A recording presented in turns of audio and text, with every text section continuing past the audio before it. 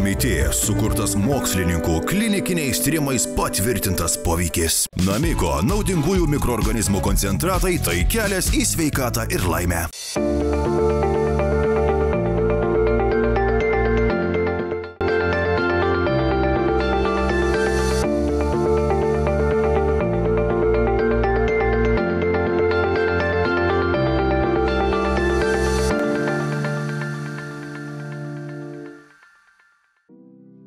Sveikam ar sergančiam bet kokia liga kyla daugybė išgyvenimų, minčių ir jausmų, stresų.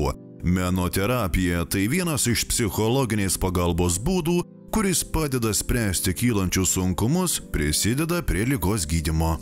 Jau senai nebereikia įrodinėti, kad dailės terapija veikia. Viskas jau yra seniausiai įrodyta. Dabar reikėtų taikyti metodus ir žiūrėti, kokie iš jų geriau veikia, kaip viskas kinta, kaip klientas jaučiasi. Ir visiškai nesvarbu, kokią menoterapijos rūšį jūs pasirinksite savo problemų sprendimui. Teatro, muzikos, šokio ar įvairias dailės praktikas, visos jos turi stiprią gydomąją galią. Būtent kūrybiniai užsiėmimai daugiausia atpalaiduoja gal ir išmoko susikoncentruoti. Žmogus iš labai liūdnos nuotaikos pakilti į tokią euforiją, kuomet tu išgirsti savo prisiminimais malonų kūrinį. Gali kartais ir susigraudinti, bet visa tai eina per džiaugsmą, per malonumą. Mums yra labai svarbu, kad žmonių akys šypsotųsi. Jeigu žmogus negali fiziškai to parodyti, jo akis bent šypsosi. Tai va tie visi dalykai, jie žmogui tiesiog padeda geriau jaustis.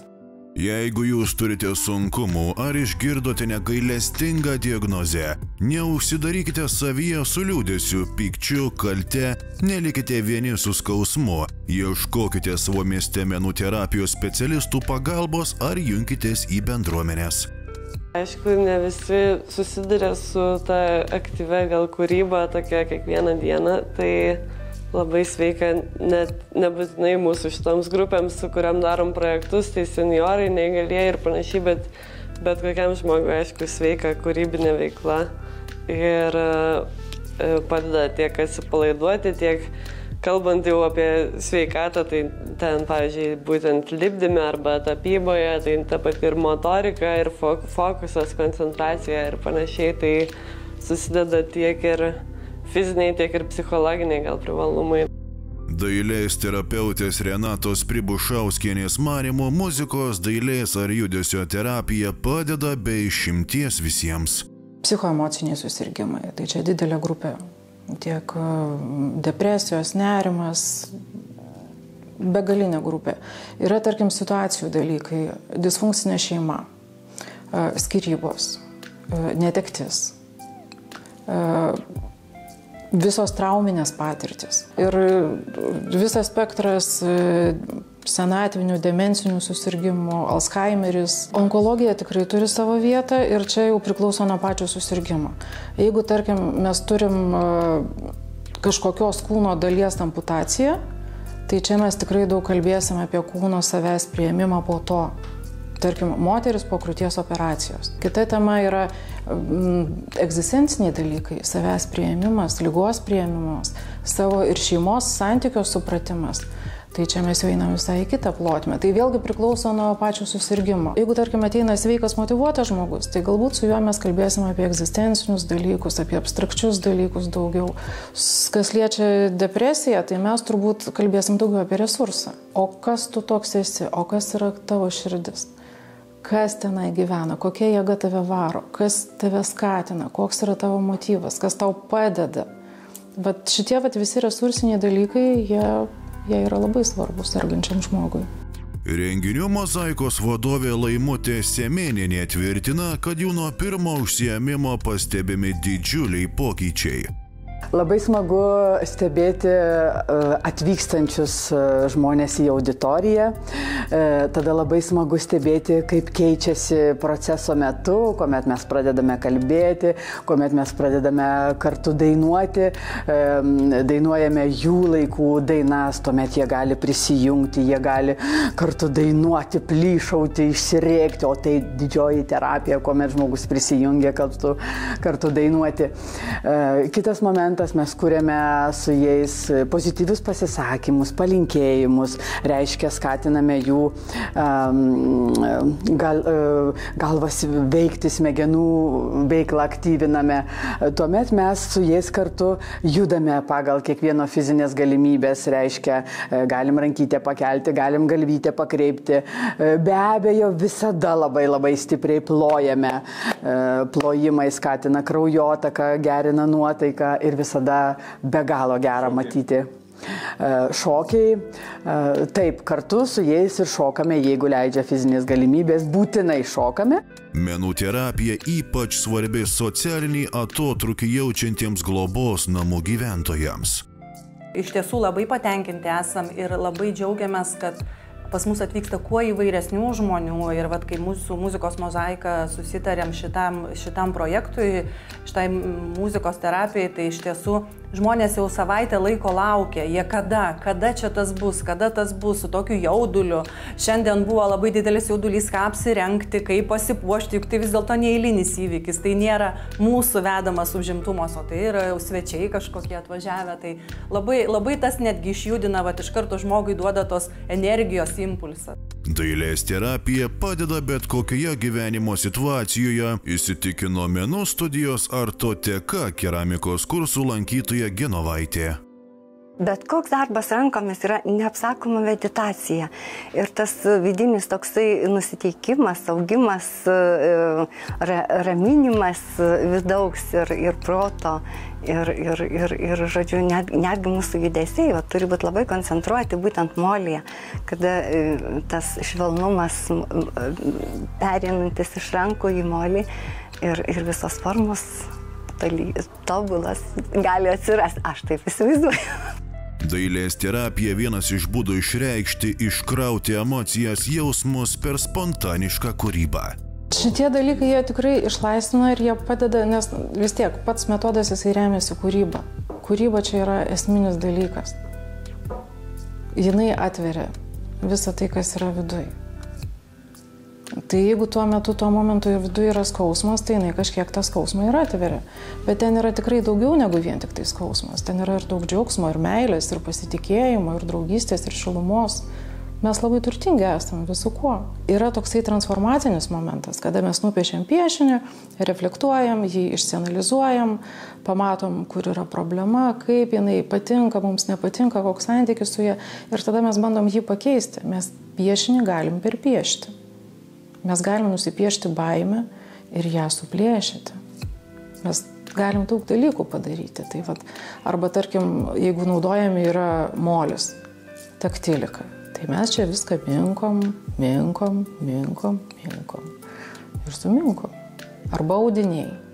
Duodamas ant stalo padedu daug įvairių audinių ir darom kompoziciją, kažkokią tai objektą. Na ir susukam. Ir ten yra užtruktukų, šniurelių, sagų, bižuterijos visokiausios, sagių ir viską susukam ir pasakome apie kažkokį tai įvykį, kuris mus traumavo. Ir pabaigoje sesijos visą tai išrišam. Tikros smėlio mandalos principas. Papūtė vėjas ir nieko neliko. Tai va šitas jausmas, jisai formuoja grįžtant prie neuromokslų, kuria naujas neuronų jungtis. Ir tada ta pati situacija, kitą kartą, jin tampa nebe tokia, tu pamatai tiesiog kitą kampą. Arba kitas metodas, yra nupieštas tas pats piešinys, žmogus jį piešiasi taip, o mes jį paimam ir apverčiam aukštyn kojom. Ir šonų pastatom. Ir tas parodo, kiek yra iš tikrųjų galimybių tai pačiai problemai spręsti, ko mes taip paprastai žiūrėdami į savo problemą nematom. Svarbiausia neuždaryti savęs tarp keturių sienų, mano menų studijos Artoteka keramikos kursų lankytoja Ana. Reikia savo gyvenimą paįvairinti ir tada nėra liūdna, tada nėra depresijų, kadangi labai dažnai būna per senyvi žmonės, kad jie nenori išeiti iš namų. Ai, man jau sunku. Sakau, ko daugiau sėdėsi namuose, tuo tau bus dar sunkiau. Yra tokių pavyzdžių, iš pažįstamų. Aš stengiuosi nebūti. Vienu žodžiu, džiaugtis gyvenimu. Kol yra čia labai gražus amžius dabar. Ruduo nėra taip liūdna, nėra tik tai lietus vėjas, o yra saulė, yra labai gražios spalvos ir reikia džiaugtis to gyvenimo. Ir reikia išnaudoti, labai turim daug galimybių.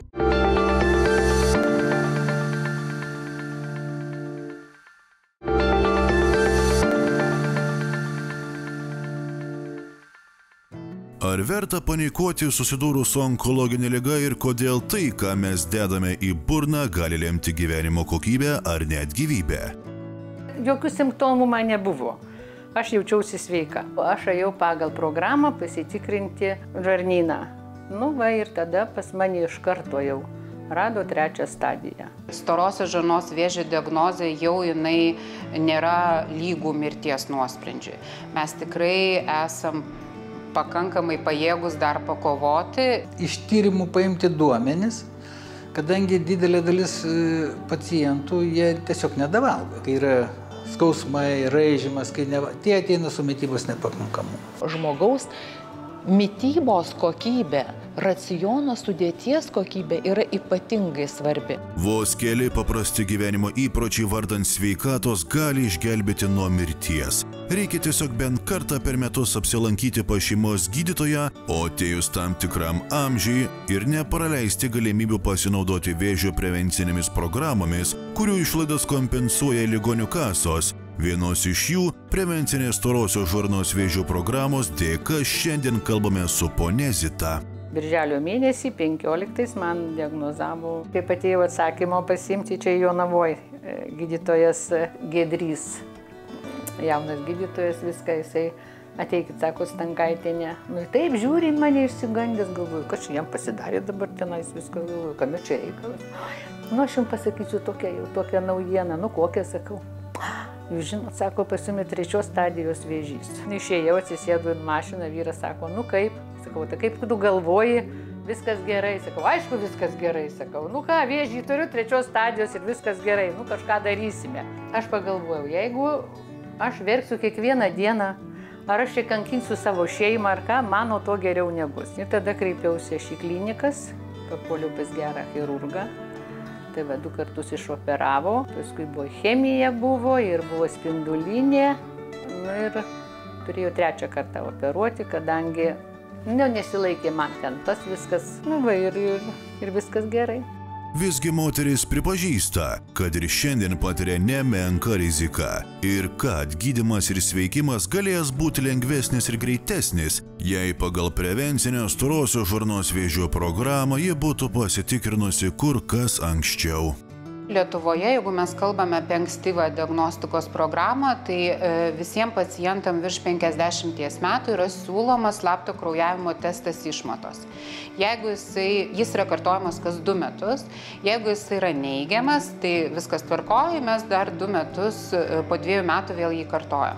Jeigu jis yra teigiamas, tokiam pacientui yra siūloma atlikti kolonoskopiją, nes slapto kraujavimo testas jis nerodo onkologinės ligos, jis rodo, kad reikia pasitikrinti. Kai aš susirgau, pradėjo vaikai irgi tikrinti žarnyną savo. Ir yra kažkoks polinkis, kad randa polipų, bet ačiū Dievui, jie būna nepiktybiniai. Jo, bet pašalina viskas, net ir pas anūką rado. Anūkui 30. Ir polipų po biškį jau rado, nuvėjau pasitikrinti ir pas Marčiavą. Tai Marti sakė, kad aš užsikrėčiau į šitą giminę, vienu žodžiu. Toks polipas, tam tikrų rūšių tokio dydžio polipas po 5-10 metų gali tapti tokiu tikruoju vėžiu, jeigu mes nieko nedarysim. Tai nepaisant to, kad, aišku, pacientas nejaučia visiškai nieko, bet procesai jau yra prasidėję ir jie ateityje gali lemti rimtas ligas. Dažniausiai tokie polipai neduos akimis matomo kraujavimo. Tai mūsų ankstyvos diagnostikos programos tikslas būtent ir rasti tokius polipus, kol jie dar nepradėjo keistis, tam, kad apsaugoti pacientą nuo vėžio. Jeigu žmogus mato, kad jo giminėje, jo artimoje aplinkoje tikrai yra sergama, sakysim, lėtinėmis neinfekcinėmis ligomis, jeigu jo artimoje aplinkoje yra sergama ir tikėtina, kad jis paveldėjo sergamumą vėžių, sakysim, Tai tokiu atveju tikrai reikia labai kruopščiai pergalvoti savo lėkštės turinį ir stengtis jį padaryti kuo spalvotesnį, visavertiškesnį, bet kartu neužmiršti ir kitas galimybės praturtinti racioną būtinomis maistinėmis medžiagomis, kurios šiai dienai yra žinomos, kad pagalba didžiulę suteikia. Yra žinoma, kad tai labai svarbu, kad reikia gauti. Ir aš kalbu apie vadinamosius fitochemikalus. Tai yra tas medžiagas, kurias žmogus turėtų gauti su maistu, visų pirma su augalinės kilmės maistu. Iš kitos pusės, visais laikais mūsų kraštuose žmonės valgo per mažai augalinės kilmės maisto. Ir kalbant apie tai, tiesiog akcentuoti būtent polifenolių naudą.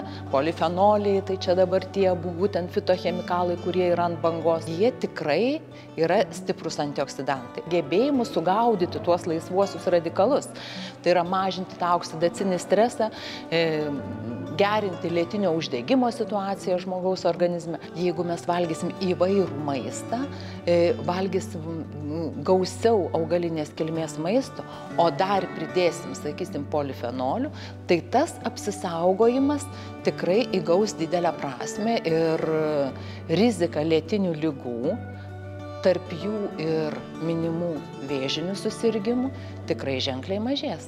Papildomų polifenolių iš šalies galima gauti tik vartojant maisto papildų. Todėl ponia Zita pakeitė ne tik mitybą, bet ir ėmė papildomai vartoti polifenolių gausų augalinį preparatą. Ką pakeičiau? Aišku, kaip valgėm, tai viską valgiau. Ir kiaulieną, ir rūkytus, ir šašlykus, ir viską. Paskui pagalvojau, kad čia kažkas tai gali blogai baigtis. Tai va, rūkytus visai numetėm, abudu ne, pieną kažkaip tai atsisakė. Aš vienu žodžiu valgau tą, kas mano organizmas nori, o ko nenori, jisai pats atstumia. Vat, pavyzdžiui, rūkytų aš visiškai neužsimanau. Pienų aš neužsimanau, kiaulienos irgi ne. Man geriau troškinta kas nors, žuvis labai, darau daržovės visas, Aišku, savų paprikų neturiu, baklažanų neturiu, tai čia aišku nusiperka. Mažai acto naudoju, pomidorų želatinę pridariau, uogą šaldom. Sakysim, tamsiai žalios spalvos daržovės, žolelės, jas džiovinant tinkamai, šaldant, greito užšaldymo būdu šaldant uogas, išsaugomas yra šitas medžiagos. Žinoma, žiemos sezono metu tų spalvų lėkštėje, nuo ko priklauso tas polifenolių kiekis, gali būti sąlyginai ir mažiau, yra ir kitokia pagalba. Aš turiu būtent taip maisto papildus minty. Ir ką, ir mano sūnus, ir ką kitą kartą ir užmoka už tą pamatį, mama, jeigu sako reikia tau, tai turi gerk ir viską, jeigu reikės, tai ir mes gersim. Tik tai slėpė mane susidėti su jokiom babulkom, ten tų visokių gėrimukų, tokių visko, tik liepė nesusidėti su anom. Nes ten, sako, primakaluoja, pridaro viską vienu žodžiu. O čia paskaičiau nemažai čia straipsnių apie tą pametę, taip kad aš esu patenkinta. Aišku, negalima visiškai pamiršti, kad tu nesergi tą ligą, bet reikia pagalvoti biškį apie ją ir reikia padėti pačiai savo. Nekankinti nei savęs, nei savo šeimos narių.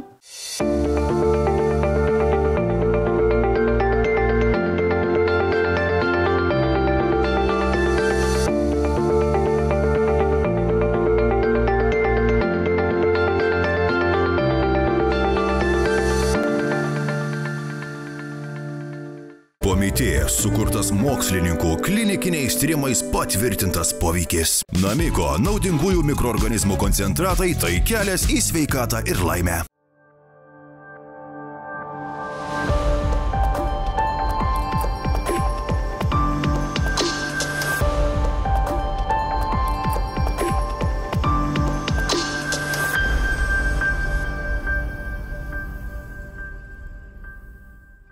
Jau įrodyta, kad spalvos padeda sveikatai. Maisto spalva gali turėti įtakos emociniai būsenai, o spalvingi vaisiai, uogos ir daržovės saugo nuo lėtinių uždegimų ir vėžinių susirgimų, padeda stiprėti po gydymo, nes kai kurie iš jų yra tikri stipriausių antioksidantų polifenolių užtaisai. Juos atradus yra didelis džiaugsmas tiek medicinoje, tiek medicinos moksle, nes augalinės kilmės maiste, ypatingai tame, kuris yra turtingas įvairiomis spalvomis, yra įvairių antioksidacinių medžiagų, fitochemikalų, kurios apsaugo mūsų ląsteles visų pirma nuo oksidacinio streso. Mityba įtakoja iki susirgymo, bet jei po susirgymo gydant pakeisi mitybą, tai blogiau tikrai nebus. Reikia labai žiūrėti, nes žmogus turi adaptuotis prie mitybos. Reikia mažiau mėsos valgyti. Bulkutės išmesiu, šokoladą išmesiu, cukrų išmesiu. O jeigu jau susirgi, tai kažkaip nereikia isterikuoti. Čia jau matote iš tikrųjų, kaip atrodo tikroji liga, storosios žarnos navikas. Naujausiomis mokslo žiniomis tarp provokuojančių veiksnių pagal jų įtaką įvairiems navikams išsivystyti netinkama mityba po rūkymo užima antrą vietą ir gali sudaryti net iki 50% visų likusių rizikų. Deja, žmogaus organizmas, kalbant apie maistinės medžiagas, kurios mums reikalingos, gaminasi tik tai vieną kitą ir tai dažniausiai nepakankamų kiekių.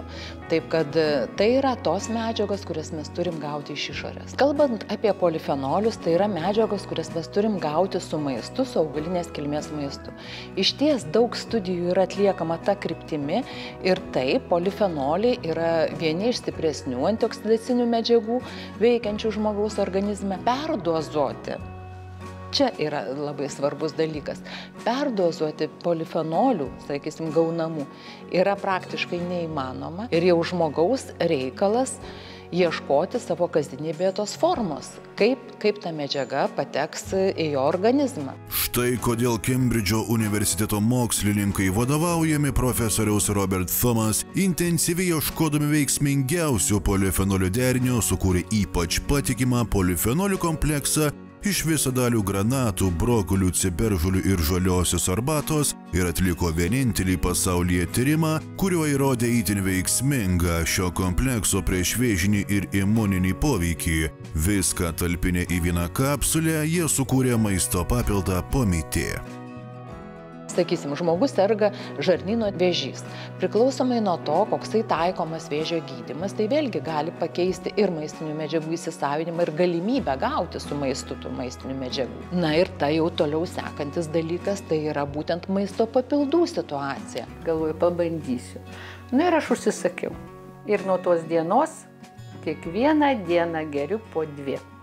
Ir dar kitiem draugam savo parekomenduoju, kad vienu žodžiu reikia pabandyk, sakau, išgerti. Moteris, kuriai prieš 8 metus buvo diagnozuotas ir išgydytas 3 stadijos vėžys, šiandien su optimizmu kalba apie galimybę ilgai išlaikyti gerą savijautą ir mitybą, kad vėžys nepasikartotų.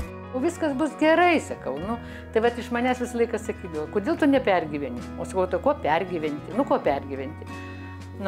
Tiek dievulis davė, tiek ir gyvensiu. Pagal savijautą pas mane, kas tik tais, bet jeigu kas darosi su žarnynu, bet kad negerai. Jeigu ką ne taip suvalgau. Čia pradeda nuo skrandžio kažkaip, tai į apačią. Dar pas mane išvarža yra čia nuo darbų. Ir aš dar sirgusi, kaip čia pasakyti, pankartitų sirgusi prieš tą viską. Tai aš turiu savo vieną receptą, kad aš pasigydau, man tikrai jisai kažką tai, atnešė.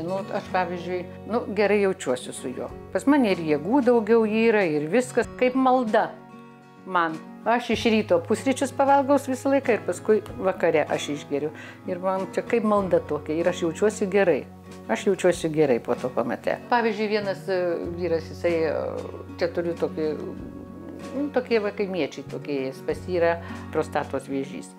Tai mes įsikalbam su juo ir aš sakau, Jonai, kodėl tu to nenaudoji ir jo žmonai? Aš jiem papasakojau viską, sakau, tu pabandyk, sakau, čia viską, sakau, aš nupirksiu daugiau, sakau, mes pasidalinsime. Jisai patenkintas ir jisai sako, kai imsi daugiau, tai paimk ir man, jam sakė geriau.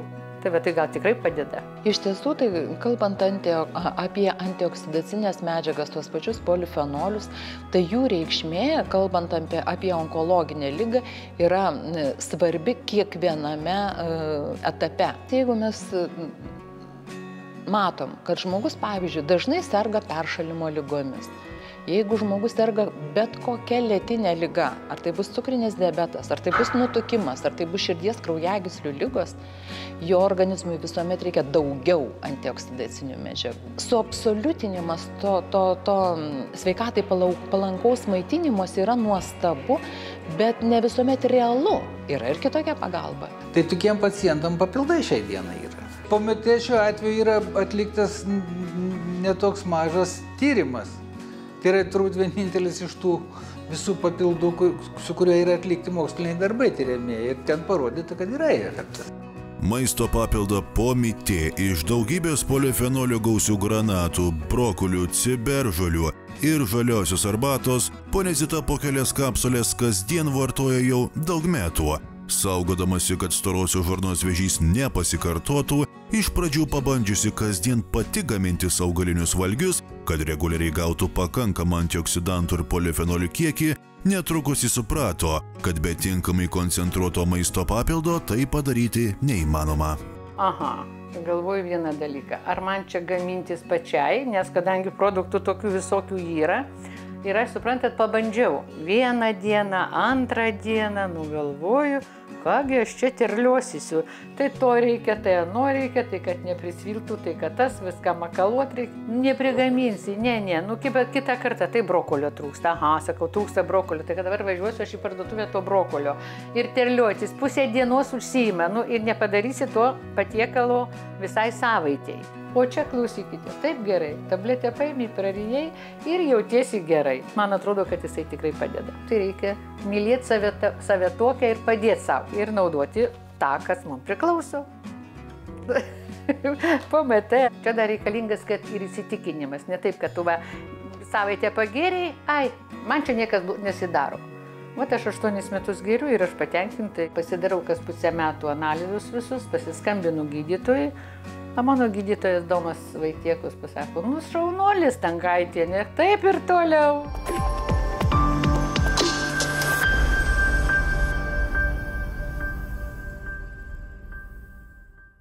Nemiga, nerimas ir ilgalaikis stresas blogina žarnyno būklę ir atvirkščiai. Disbakteriozė, gerųjų bakterijų trūkumas iššaukia nuovargį, liūdesį, virškinimo sutrikimus, vėliau ir ligas. Su žarnyno sveikata susiję daug įvairių sistemų, daug įvairių ligų, taip pat netgi mūsų psichinė sveikata irgi susijusi su mūsų žarnyno sveikata. Neurotransmiteriai, serotoninas, dopaminas gaminasi taip pat ir žarnyne. Kol kas labai mažai žmonių suvokia, kad žarnyno bakterijos turi įtakos ir smegenims. Niekas iki šiol dar nesutapatina, visi sutapatina atskirus savo organus, skausmą tam tikrą. Ir taip yra, tai yra visiškai natūralu. Ilgą laiką buvo manoma, jog laimės hormonas serotoninas yra gaminamas smegenyse, tačiau šiandien jau įrodyta, kad ši medžiaga gaminama žarnyne. Mokslininkai teigia, kad apie 90–95 procentų serotonino ir apie 50 procentų dopamino randama žarnyne. Kas į smegenis atneša maistinės medžiagas? Vienintelis dalykas, kuris atneša, tai kraujas. Ir tada lieka klausimas, iš kur kraujas gauna vienokias ar kitokias maistinės medžiagas. Maistinės medžiagas deguonį gauna iš plaučių, o visą kitą gauna iš žarnyno. Ir pavyzdžiui, jeigu žmogui galva skauda arba ten jaučia jis nerimą, vadinasi, į smegenis atėjo medžiagos, kurios sukelia tą galvos skausmą ar nerimą. Ir jeigu iš žarnyno tos medžiagos ateina, tai klausimas, o tai kas yra žarnyne, jeigu iš ten ateina tokios medžiagos? Ten turėtų būti tas maistas, kurį mes suvalgom. Tačiau tam mūsų maiste tų medžiagų galvos skausmo sukeliančių kaip ir nėra, nes jeigu visi valgytų vieną ir tą patį maistą ir visiems turėtų vienodai skaudėti galvą, tuo tarpu vieniems skauda, kitiems neskauda. Tai kur atsiranda tas skirtumas, kodėl vieniems skauda galvą valgant vieną maistą, o kitiems nuo to neskauda? Atsakymas labai paprastas, būtent glūdi mikrofloroje, tai vadinama. Keičiantis mikroorganizmams, gerųjų ir blogųjų bakterijų pusiausvyrai keičiasi ir mūsų nuotaika, emocijos, socialinis elgesys, atmintis. Aušrai prireikė laiko suprasti, kad skrandžio ir žarnyno problemos susiję su nuolatiniu stresu. Kada jos prasideda ir kada tu jau nežinai, kur dėtis, ką tu darai, tu pradedi ieškoti galų ir tu galvoji, kas darosi su tavo organizmu ir kodėl ten burbuliai ir ne tik burbuliai, bet ir pradeda visokie degliai ir tu pradedi ieškoti problemų skrandžio, problemų žarnynų ir kai tu išeini iš gydytojo ir tau pasako, viskas tvarkoj ir tu tada galvoji, palaukit. Pas mane viskas tvarkoja, bet man yra labai blogai. Jeigu tu suvoki, kad tau skrandį skauda dėl to, kad tu stresuoji, tarkim, šiandien aš netgi pasiskaičiau, kad jeigu neveikia žarnynas, gali užsikimšti ir kraujagyslės, ir tu gali turėti širdies ligas. Niekas apie tai anksčiau nekalbėjo. Reiškia, mūsų ta žarnynas turi veikti, bet tai, ką mes valgom, jisai neveikia taisyklingai. Tam, kad žarnynas funkcionuotų taisyklingai, reikia su maistu nuolat gauti probiotikų. Gerosios bakterijos, kurios yra tiek rūgusiose daržovėse, fermentuotose daržovėse, tiek ir kituose fermentuotose produktuose, jos tikrai mums yra vertingos ir reikšmingos ir mes turim įtraukti tuos maisto produktus į savo tą super subalansuotą dietą. Vietoje raugintų daržovių Aušra pasirinko Ramūno Račkausko sukurtus fermentuotų gėrimų koncentratus Namiko. Aš manau, kad tas skystam pavidale dalykas, kuris sukelia mūsų organizme rūgimą, jis yra lengva, paprasta ir skanu. Ir labai lengva tą prisiminti ir, sakykime, net ir atsidarius tą šaldytuvą, tu pamatai tą buteliuką ir tu galvoji, okei, man tik vieno arbatinio šaukštelio reikia į bet ką. Ir tai yra kur kas fainiau negu valgyti lėkštę raugintų kopūstų, susipjaušius, užsipylus aliejus ir susipjaušius svogūnėlio. Kartais labai skanu, bet kad tą darytum pastoviai, ko reikia pasirodo organizmui pastoviai, tam, kad ten vyktų rūgimo procesas, o ne puvimas. Tai šituo atveju yra kur kas paprasčiau. Galima įsipilti į sausus pusryčius, galima įsipilti į užtepėlę, galima užsipilti į vandenį tiesiog ir išgerti. Ir viskas, ir tu pamirši visą dieną, ką tau reikėjo ten daryti, raugintus kopūstus valgyti. Aš išgeriau stiklinę vandens iš ryto. Bet ir man labai yra gerai. Ir aš žinau, kad tas rūgimas organizme vyksta, jisai rūgina ir kitas galbūt nelabai sveikus produktus, kaip mums kad atrodo, bet jeigu rūgimas vyksta, yra viskas tvarkoj. Vartodama Namiko, Aušra greitai pamiršo apie galvos skausmus, nemigą, žarnyno problemas, atsikratė nuolatinių dujų kaupimosi pilve ir jų puvimo organizme. Sveikam žmogui palaikyti sveiką mikrobiomą tikrai užtenka mūsų tradicinių raugintų produktų, kurie eina kaip garnyro dalis ar kaip užkandos dalis. Tačiau sergančiam žmogui, kurio mikroflora jau yra sugedusi, jam reikia būtent pakeisti ją, išnaikinti vieną, padaryti kitą ir ten jau reikia daug didesnių koncentracijų naudingų mikroorganizmų. Todėl ir rekomenduojama valgyti būtent maistą su naudingų mikroorganizmų koncentratais, kad įveikti tą jau ligą sukeliančią mikroflorą. Tam ir buvo sukurtas naudingų mikroorganizmų koncentratas, kuris viršyje tūkstančius, o tai ir dar 100 000 kartų koncentraciją. Kaip pavyzdžiui, mes padarėm tyrimus, rauginti kopūstai turi, bijau sumeluoti, ten iki 10 000 naudingų mikroorganizmų 1 gramui, tuo tarpu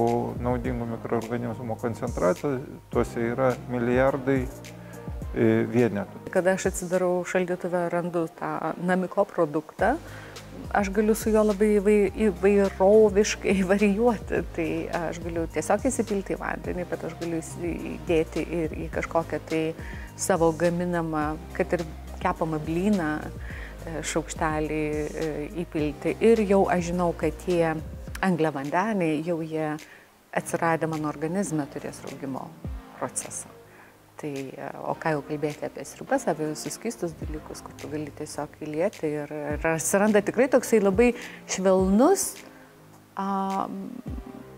įdomus toksai švelniai rūgštus skonis. Ir tu net nesupranti, ar tas skonis pakito to produkto ar ne, bet iš tiesų toks jis yra ir lengvas prie viso to. Tu jauti sotie, tu nejauti alkio jausmo. Va šitas man įdomu.